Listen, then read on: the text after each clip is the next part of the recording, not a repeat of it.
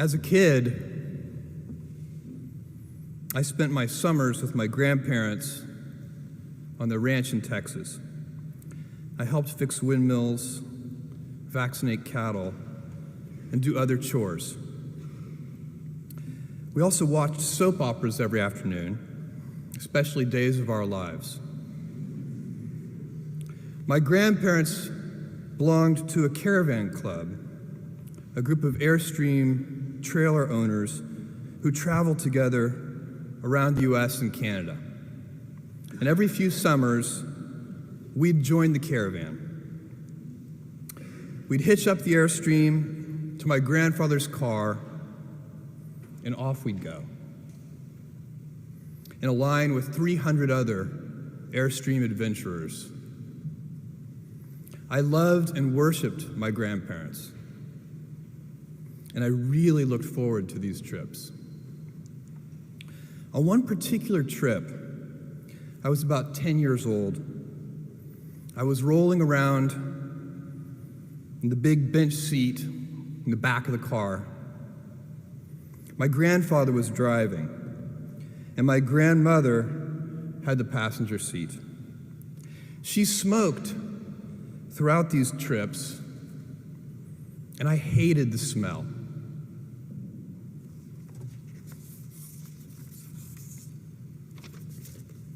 At that age, I'd take any excuse to make estimates and do minor arithmetic. I'd calculate our gas mileage, figure out useless statistics on things like grocery spending. I'd been hearing an ad campaign about smoking.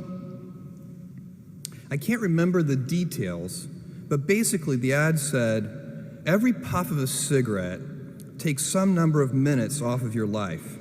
I think it might have been 2 minutes per puff. At any rate, I decided to do the math for my grandmother. I estimated the number of cigarettes per day, estimated the number of puffs per cigarette, and so on. When I was satisfied that I'd come up with a reasonable number, I poked my head into the front of the car, tapped my grandmother on the shoulder, and proudly proclaimed, "At 2 minutes per puff, you've taken 9 years off of your life." I have a very vivid memory of what happened next, and it was not what I had expected. I expected to be applauded for my cleverness and my arithmetic skills. "Jeff, you're so smart. You had to have made some tricky estimates. Figure out the number of minutes in a year and do some division." That's not what happened. Instead, my grandmother burst into tears.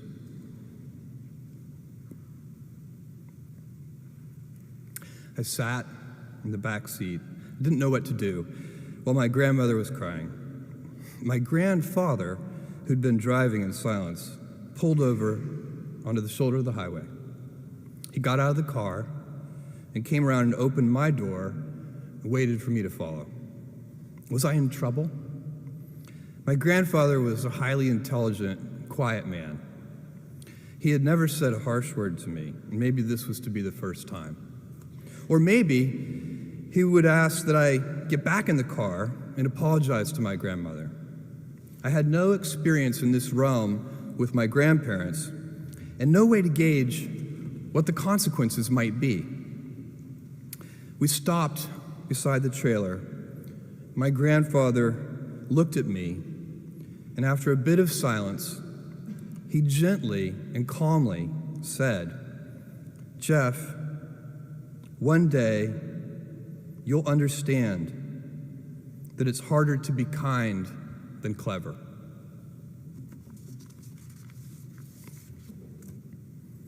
What I want to talk to you about today is the difference between gifts and choices. Cleverness is a gift. Kindness is a choice. Gifts are easy. They're given, after all. Choices can be hard. You can seduce yourself with your gifts if you're not careful, and if you do, it'll probably be to the detriment of your choices. This is a group with many gifts. I'm sure one of your gifts is the gift of a smart and capable brain. I'm confident that's the case because admission is competitive. And if there weren't some signs that you're clever, the dean of admissions wouldn't have let you in. Your smarts will come in handy because you will travel in a land of marvels.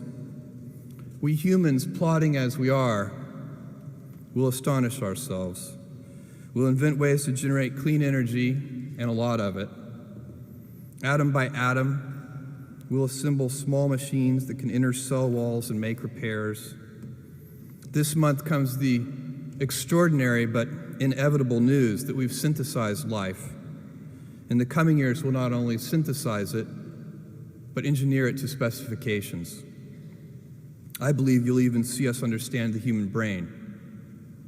Jules Verne, Mark Twain, Galileo, Newton, all the curious from the ages would have wanted to be alive, most of all, right now. As a civilization, we will have so many gifts, just as you as individuals have so many individual gifts as you sit before me. How will you use these gifts? And will you take pride in your gifts or pride in your choices? I got the idea to start Amazon 16 years ago.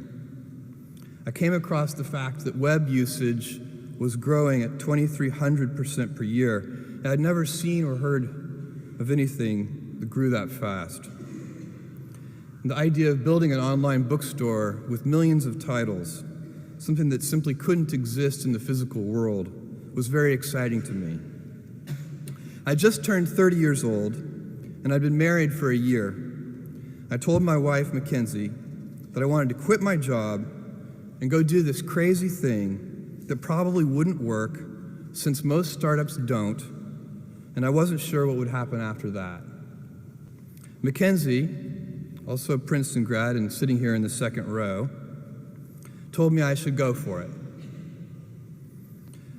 As a young boy, I'd been a garage inventor. I'd invented an automatic gate closer out of cement-filled tires, a solar cooker that didn't work very well out of an umbrella and aluminum foil, baking pan alarms to entrap my siblings. I'd always wanted to be an inventor, and she wanted me to follow my passion. I was working at a financial firm in New York City with a bunch of very smart people, and I had a brilliant boss I much admired. I went to my boss and told him I was going to start a company selling books on the internet. He took me on a long walk in Central Park, listened carefully to me, and finally said, "That sounds like a really good idea, but it would be an even better idea for someone who didn't already have a good job." That logic made some sense to me, and he convinced me to think about it for 48 hours before making a final decision. Seen in that light, it really was a difficult choice, but ultimately, I decided I had to give it a shot. I didn't think I'd regret trying and failing, and I suspected I would always be haunted by a decision to not try at all. After much consideration, I took the less safe path to follow my passion, and I'm proud of that choice. Tomorrow, in a very real sense, your life, the life you author from scratch on your own, begins. How will you use your gifts? What choices will you make? Will inertia be your guide, or will you follow your passions? Will you follow dogma, or will you be original? Will you choose a life of ease, or a life of service and adventure? Will you wilt under criticism, or will you follow your convictions? Will you bluff it out when you're wrong, or will you apologize? Will you guard your heart against rejection, or will you act when you fall in love? Will you play it safe, or will you be a little bit swashbuckling? When it's tough, will you give up, or will you be relentless? Will you be a cynic, or will you be a builder? Will you be clever at the expense of others, or will you be kind?